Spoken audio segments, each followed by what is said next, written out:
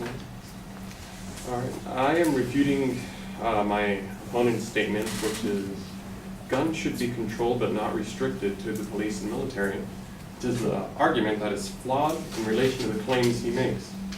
Those first claims being restricting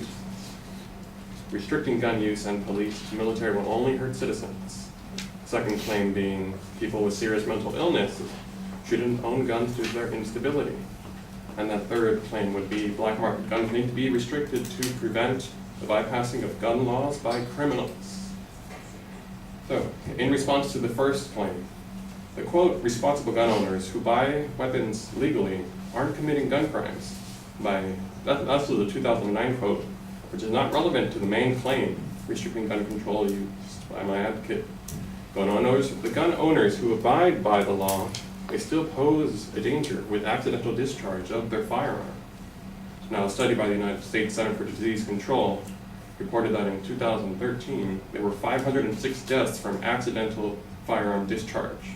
Now, an accidental death from firearm discharge is still qualified as a crime. So, the following statement by my opponent states that gun restrictions are only going to affect illegal gun transactions and not black market purchases. It's known as begging the question fallacy, because it's obvious that legal policies don't affect black market gun purchases, because black market purchases are not controlled and regulated by legal policies. So, now the fear of criminals arming themselves and civilians being unarmed as a result of gun control is a fallacy of hasty generalization. A statement from the Institute of Ethics Journal reported that a legal right to bear arms is grounded in the Second Amendment of the Constitution. A moral right to private gun ownership is most plausibly thought to be supported by a more general right to self-defense. So, people already have the right to possess firearms as stated in the Constitution. The danger of criminals is due to a lack of desire to possess a firearm of self-defense. Now, the secondary claim that those people with serious mental illnesses shouldn't own guns due to their instability. Now, I will follow this up with a quote from the Johns Hopkins University that stated mass shootings by persons with serious mental illnesses, SMI, have received considerable public attention and prompted policymakers to propose multiple policies designed to keep people with SMIs from having guns. Now, what is being failed to mention here is the quote, of all the other shootings, crimes, and murders committed by firearms and people who do not have SMI. Any policy in regards to an individual with SMI would be constantly open to interpretation and have the potential to discriminate against law-abiding individuals with attention deficit disorder, dyslexia, or even Parkinson's.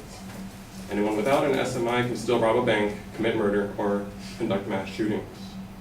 Now, counterclaim to this would be having serious mental illness doesn't make a person a potential criminal.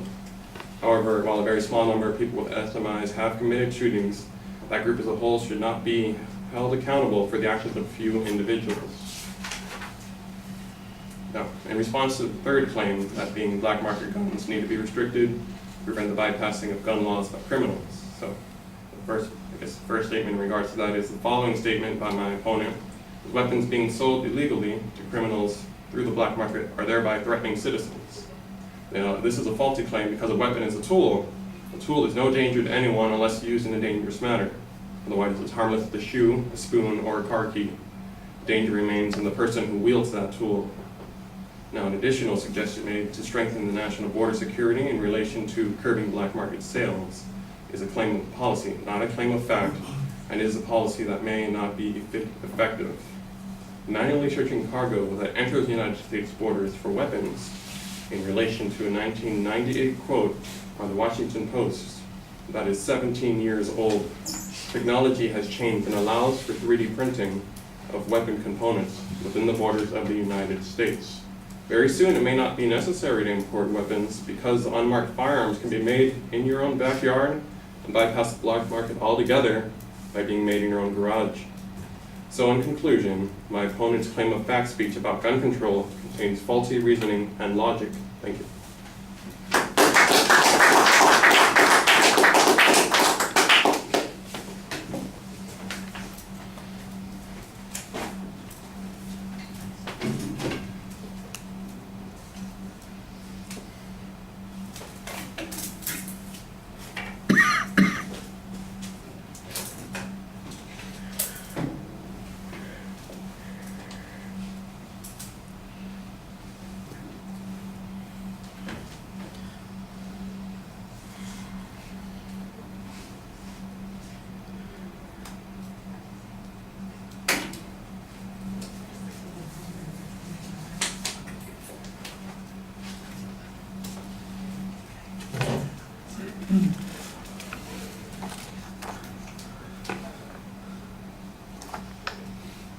Right, well, this is an argument from the very beginning where the conflicts and the disputes are on individual claims as opposed to the main proposition, because you've got kind of contradictory issues that are going on here. And I think that there is still a lack of clarity about what the argument is about. But on individual points, you basically are just taking a counter position on every argument as you hear it, whether or not it's consistent with the main proposition or consistent with the other claims that are being presented.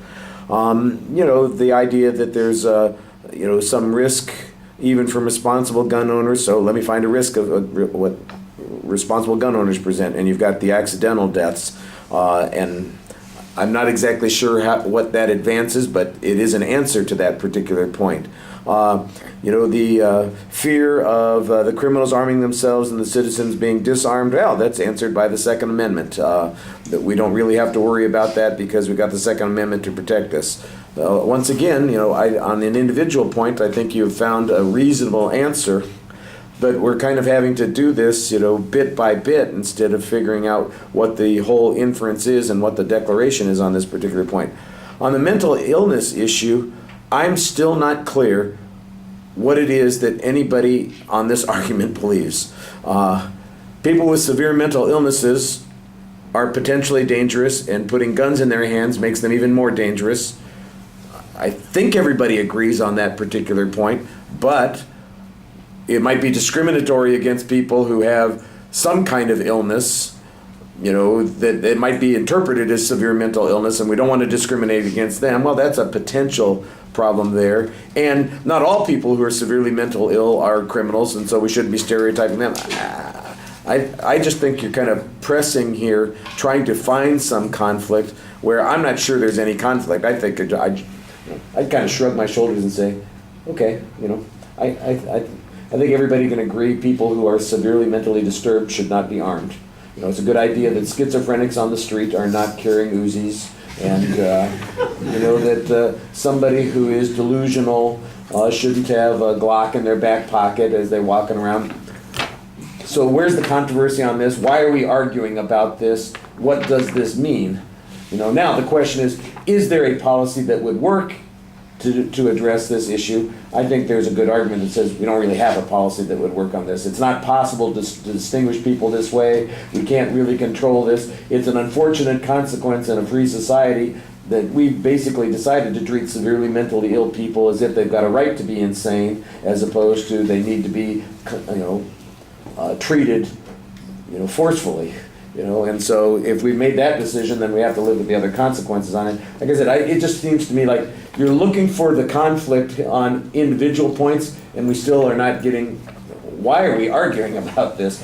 Who wants to take the position, yeah, the whack jobs should have access to guns? Nobody wants to take that position. That makes no sense. All right, that's long enough. We need to move.